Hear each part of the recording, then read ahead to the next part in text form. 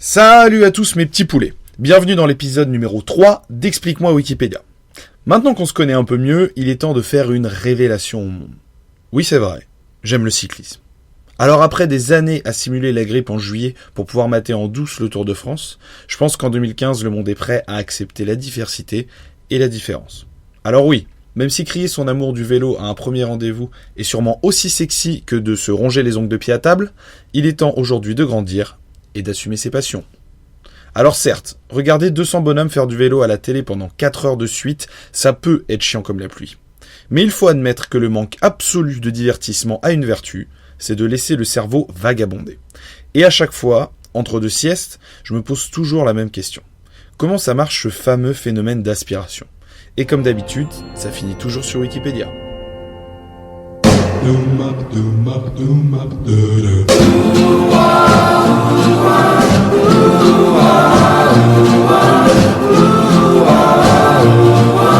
Explique-moi Wikipédia.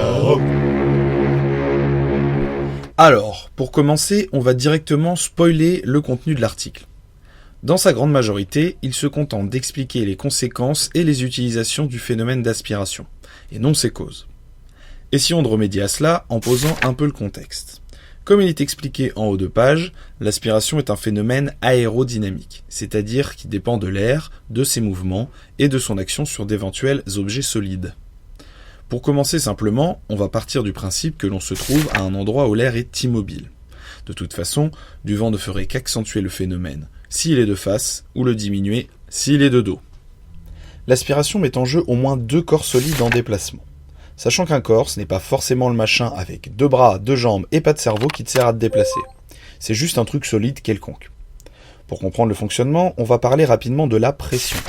Alors vous pouvez tout de suite ranger vos blagues sur la bière, même nos tontons bourrés hors pas de famille trouvent ça complètement ringard. Sachez déjà que tout cela marche aussi avec de l'eau ou tout autre fluide. Mais on va se concentrer sur l'exemple de l'air. L'air est constitué en gros de molécules de gaz comme le diazote, le dioxygène et plein d'autres gaz en petite quantité. Toutes ces molécules ne restent pas statiques en suspension. Chacune de ces particules microscopiques a plutôt tendance à foutre un joyeux bordel. Elles entrent toutes en collision en permanence, entre elles d'une part, mais aussi avec tout ce qui se trouve à proximité. Et ces innombrables petits chocs, aussi infimes soient-ils, finissent par créer une force non négligeable. Rien que la pression atmosphérique dont nous n'avons même pas conscience équivaut environ à 10 tonnes par mètre carré. Si l'on prend maintenant un cube fermé avec de l'air à l'intérieur et que l'on rajoute des molécules de gaz, le nombre de collisions va augmenter inévitablement. Du coup, la force de ces impacts sur les bords internes du cube augmente aussi. C'est cela qui revient à dire en un mot que la pression s'accroît. Et si l'on enlève des molécules de gaz, la pression décroît. Au quotidien, nous ne ressentons pas ces forces car l'air ambiant est à la même pression que l'air à l'intérieur de notre corps. Les chocs ont bien lieu, mais ils ont la même intensité dedans et dehors. Du coup, match nul, la balle au centre. Lorsque l'on se déplace maintenant, on pousse des molécules de gaz devant nous. Et, s'ajoutant à celles déjà présentes, elles augmentent la pression de l'air ambiant, qui devient alors légèrement supérieur à celui à l'intérieur de notre corps. On ressent donc une force contraire due à la pression, ce que l'on appelle communément les frottements de l'air. Et plus la vitesse de déplacement augmente, plus le phénomène prend logiquement de l'ampleur. Heureusement pour nous, la nature a horreur du désordre, et plutôt que de pousser nos molécules de gaz de plus en plus nombreuses devant nous jusqu'à ce qu'elles soient plus fortes que nous, la plupart se déplacent naturellement vers les zones de plus faible pression pour que la pression globale redevienne homogène.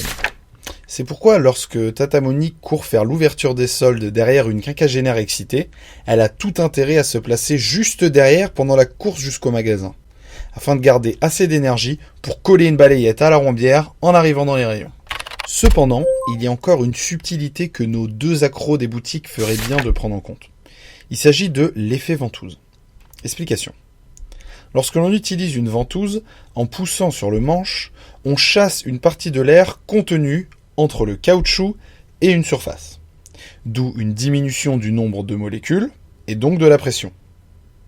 La pression ambiante devient supérieure à celle à l'intérieur du caoutchouc, ce qui nous donne cette résistance, cette sensation d'être collé à la surface.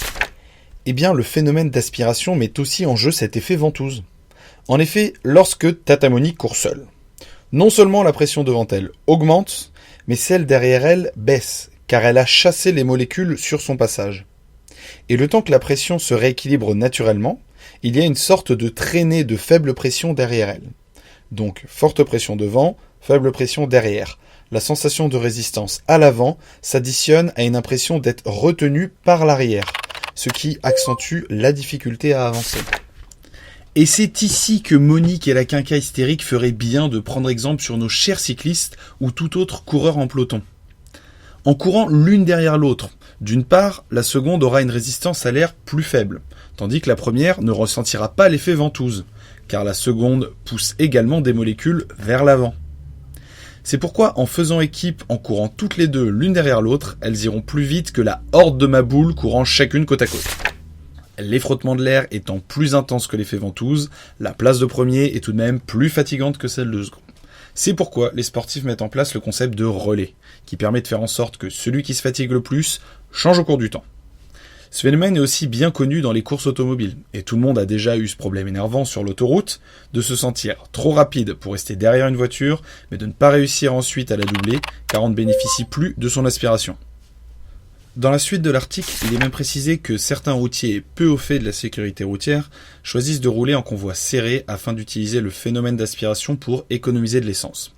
Bref, je suppose que vous savez lire. Donc maintenant que l'on a parlé du pourquoi, n'hésitez pas à lire dans l'article wiki le comment l'aspiration est utilisée.